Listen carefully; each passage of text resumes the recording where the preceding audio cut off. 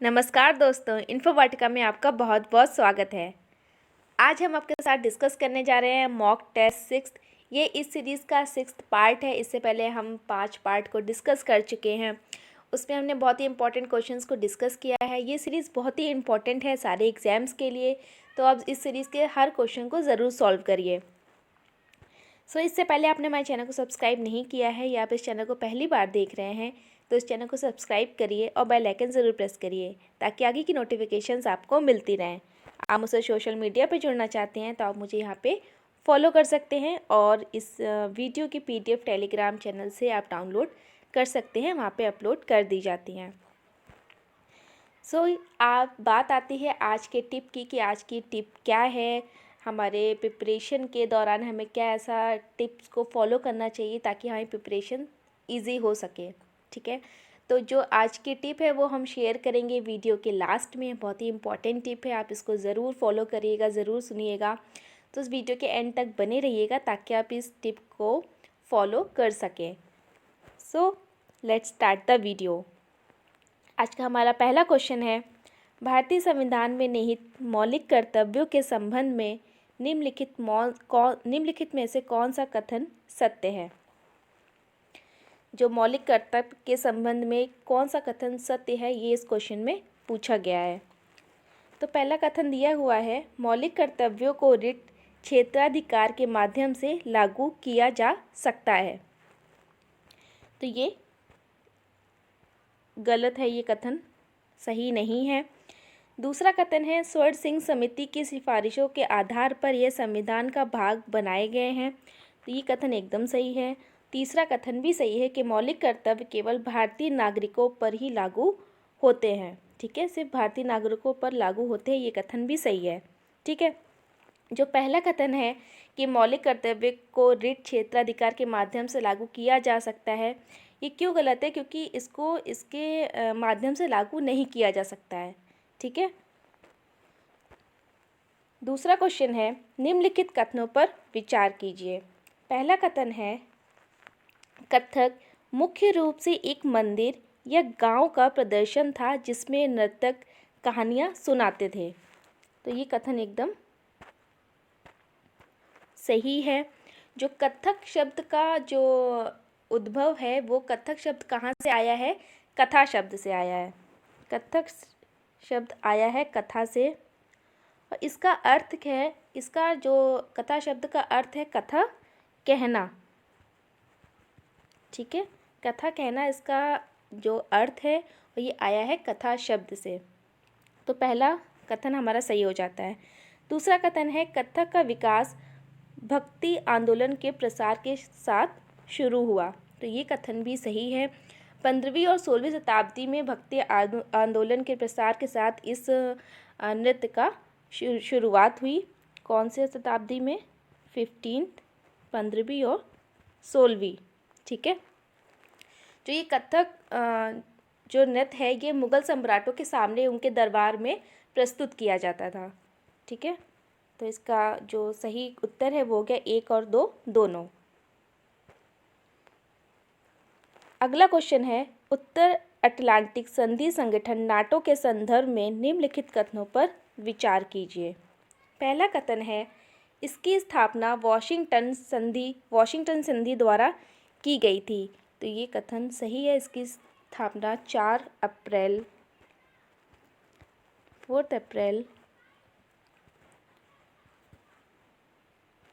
1949 को उत्तरी अटलांटिक संधि, जिसको वाशिंगटन संधि भी कहा जाता है, के द्वारा संयुक्त राज्य अमेरिका, कनाडा और कई पश्चिमी यूरोपीय देशों द्वारा सोवियत संघ के खिलाफ सामूहिक सुरक्षा प्रदान करने के लिए इस संधि को लाया गया था। ठीक है, दूसरा है कथन है, यह सामूहिक सुरक्षा के सिद्धांत पर आधारित है। तो ये कथन भी सही है कि ये जो संधि है ये सामूहिक सुरक्षा के सिद्धांत पर आधारित है। ये एक क्या काम करता है, इसका तात्पर्य क्या है कि एक या अधिक सदस्यों पर आक्रमण सभी सदस्य देशों पर आक्रमण माना जाता है। अगर किसी एक या एक से अधिक सदस्यों पर, इसके मेंबर्स कंट्री पर अगर आक्रमण होता है तो सारे मेंबर्स देशों पर इसका आक्रमण माना जाता है। तो इसके दोनों ही कथन सही हैं। अगला क्वेश्चन है, जैविक कृषि के बारे में निम्नलिखित कथनों पर विचार कीजिए। तो पहला कथन है कि सिक्किम 2016 में पूरी तरह से जैविक कृषि करने वाला विश्व का पहला राज्य बन गया।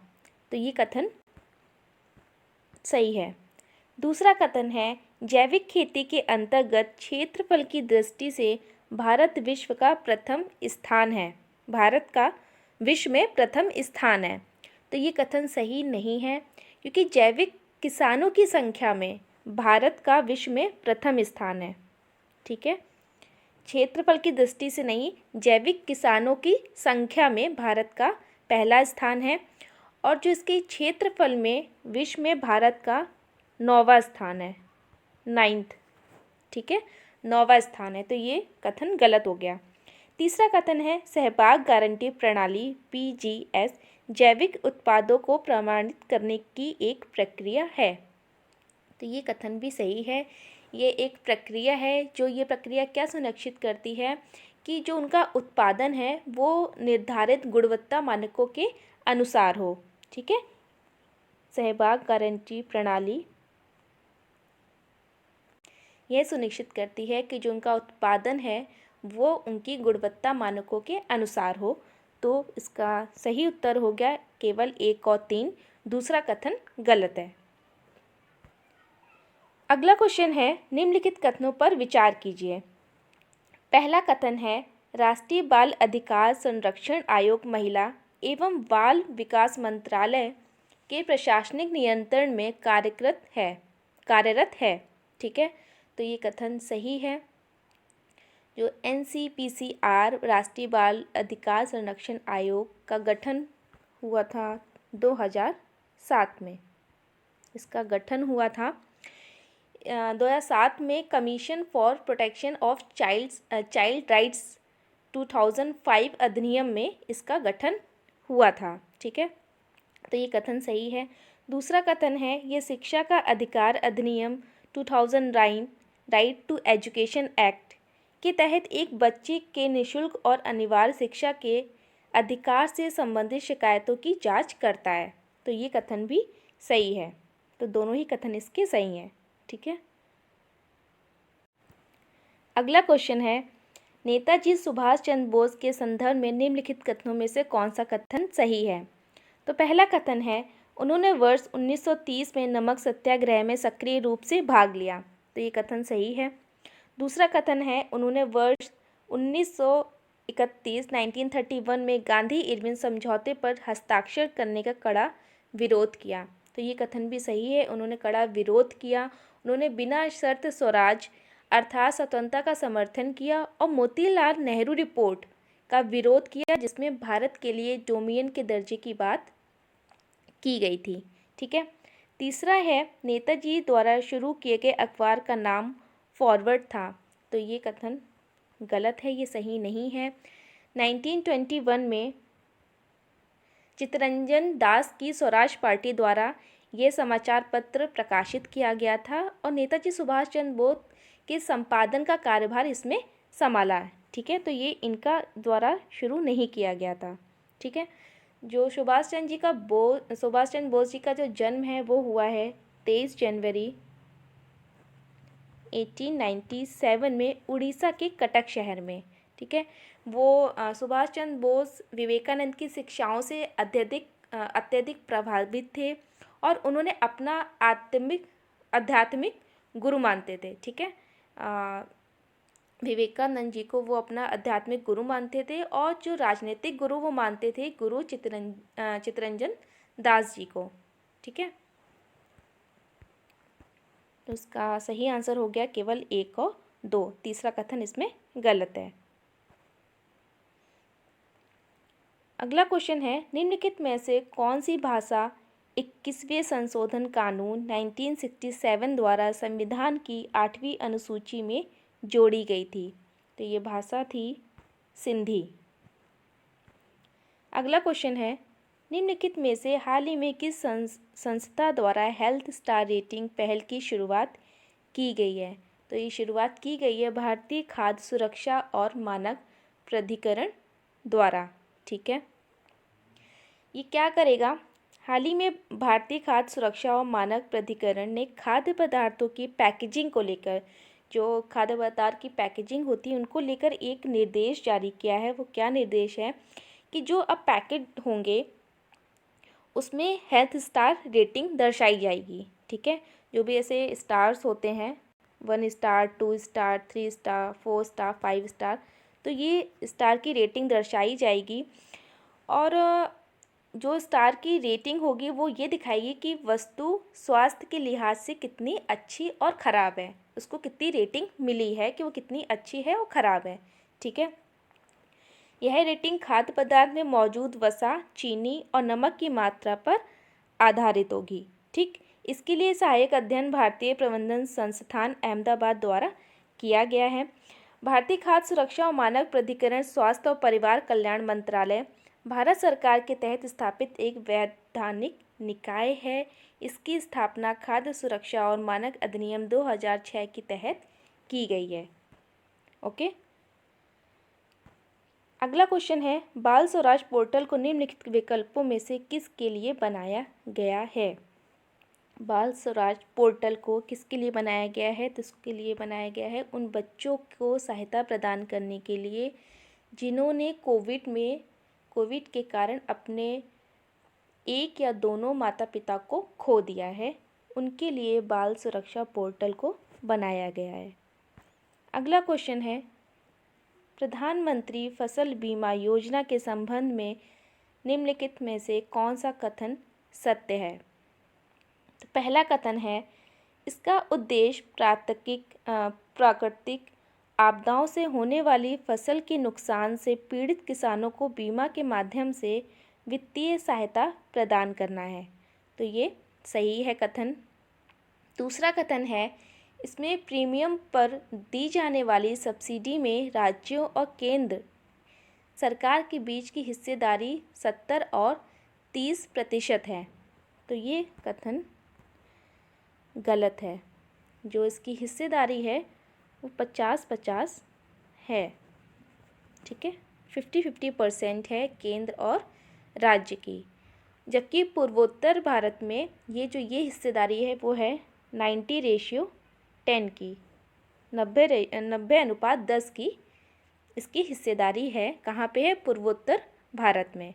ठीक है, अगला कथन है, अभी हाल ही में इस योजना के अंतर्गत ऐसी जगहों पर जहां ये लागू नहीं है, एक मेरी पॉलिसी मेरा हाथ अभियान की मेरी पॉलिसी मेरा हाथ अभियान शुरू किया गया है। ये कथन गलत है। क्यों गलत है? इसमें लिखा है कि हाल ही में इस योजना के अंतर्गत ऐसी जगहों पर जहां ये लागू नहीं है, तो ऐसी जगहों पे मेरी पॉलिसी मेरा हाथ अभियान नहीं शुरू किया गया है, ऐसी जगह पे शुरू किया गया है जहाँ पे ये लागू है। ये क्यों शुरू किया गया है? ताकि जो किसान हैं उनको फसल बीमा पॉलिसी प्रदान करने के लिए डोर टू डोर एक वितरण अभियान चलाया जाएगा इस पॉलिसी के तहत। और इस पॉलिसी का उद्देश्य है कि सभी किसान प्रधानमंत्री फसल बीमा योजना के तहत अपनी नीतियों, भूमि अभिलेखों, दावे की प्रक्रिया और शिकायत निवारण के बारे में संपूर्ण जानकारी की अच्छी तरह समझ रखें, अच्छी तरह वो अवेयर रहें उसके लिए। ठीक है, इसलिए इस पॉलिसी को शुरू किया गया है। तो ये कथन हो जाता है गलत। तो इसका सही उत्तर होता है केवल 1। ठीक है, अगला क्वेश्चन है, निम्नलिखित में से हाल ही में कहाँ एशिया का सबसे बड़ा बायो सीएनजी प्लांट लगाया गया है? तो ये लगाया गया है इंदौर में। 19 फरवरी 2022 में इंदौर में इसका उद्घाटन किया गया। इस प्लांट को पूरी तरह से गीले कचरे से संचालित किया जाएगा और इससे रोजाना 18,000 किलोग्राम गैस के उत्पादन होने का अनुमान है कि 18,000 किलोग्राम गैस इससे उत्पन्न होगी। ठीक है, जो प्लांट की कुल क्षमता है वो है 550 मीट्रिक टन जो 96% शुद्ध मीथेन गैस के साथ सीएनजी का उत्पादन करेगा। इसके और भी फ़ायदे हैं कि ये कैलोरी मान में सुधार करेगा और बायो सीएनजी की प्रभावशीलता को बढ़ाएगा और ये घनी आबादी वाले शहरों की वायु गुणवत्ता को शुद्ध करने में मदद करेगा। जो सालाना इस तरह से मतलब इनका एक अनुमान है कि सालाना 1,30,000 टन कार्बन डाइऑक्साइड को कम करने में ये मदद करेगा। ठीक है। जो इंदौर का नगर निगम का अनुमान है कि इस प्लांट से उत्पादित बायो सीएनजी से आने वाले कुछ सालों में इंदौर में करीब 400 बसें चलाई जा सकती हैं। ठीक है। अगला क्वेश्चन है, निम्नलिखित में से भारतीय संविधान का अनुच्छेद 243D किससे संबंधित है? तो ये संबंधित है पंचायत के आरक्षण से। ठीक है, अनुच्छेद 243D। तो आज की टिप है सिलेबस के बारे में। हम किसी भी एग्ज़ाम की जब प्रिपरेशन स्टार्ट करते हैं, वो कोई भी एग्ज़ाम हो, एसएससी, रेलवे, यूपीएससी, यूपीपीएससी, यानी कोई भी एग्ज़ाम्स होता है, तो सिलेबस बहुत ज़्यादा इम्पॉर्टेंट होता है सारे एग्ज़ाम्स के लिए। सिलेबस इम्पॉर्टेंट क्यों है? क्योंकि कभी भी कोई भी पेपर आउट ऑफ सिलेबस नहीं आता है, राइट। हमको ऐसा लगता है कि अरे ये तो सिलेबस में था ही नहीं, क्योंकि हमने सिलेबस सही से पढ़ा हुआ नहीं होता है। आपको क्या करना है, आप जिस चीज़ की प्रिपरेशन कर रहे हैं, आपको सबसे पहले जो उस का सिलेबस है उसको देखना है, बहुत अच्छे से पढ़ना है। क्या करना है, या तो आप उसका प्रिंट आउट निकलवा लीजिए या फिर आप उसको लिख के कहीं पे पेस्ट कर लीजिए, जहाँ आप पढ़ते हैं वहाँ पे आप पेस्ट कर लीजिए। और जब भी आप कुछ पढ़ें तो उस सिलेबस को ज़रूर देखें कि उसमें क्या दिया गया है, क्या इस एग्ज़ाम में पूछा जाएगा, उसके अकॉर्डिंग ही एग्ज़ाम की प्रिपरेशन करें। ठीक है, क्योंकि सिलेबस बहुत ही इम्पॉर्टेंट है। हम कई बार क्या करते हैं कि हमको लगता है कि अरे सारे गवर्नमेंट एग्ज़ाम्स में GS, polity, history, maths, reasoning यही सब आता है, बट इसके अंदर भी बहुत कुछ ऐसा स्पेसिफिक दिया होता है कि इस एग्ज़ाम में ये टॉपिक पूछा जाएगा। ठीक है, तो उस टॉपिक से अलग से क्वेश्चन बनते हैं। तो अगर हम सिलेबस अच्छे से पढ़ते हैं तो हमारे लिए बहुत इजी हो जाता है कि हमें क्या पढ़ना है और किस तरह से पढ़ना है, राइट। तो आई थिंक आपको ये टिप अच्छी लगेगी, आप इसको ज़रूर फॉलो करिएगा। So thank you for watching, have a great day.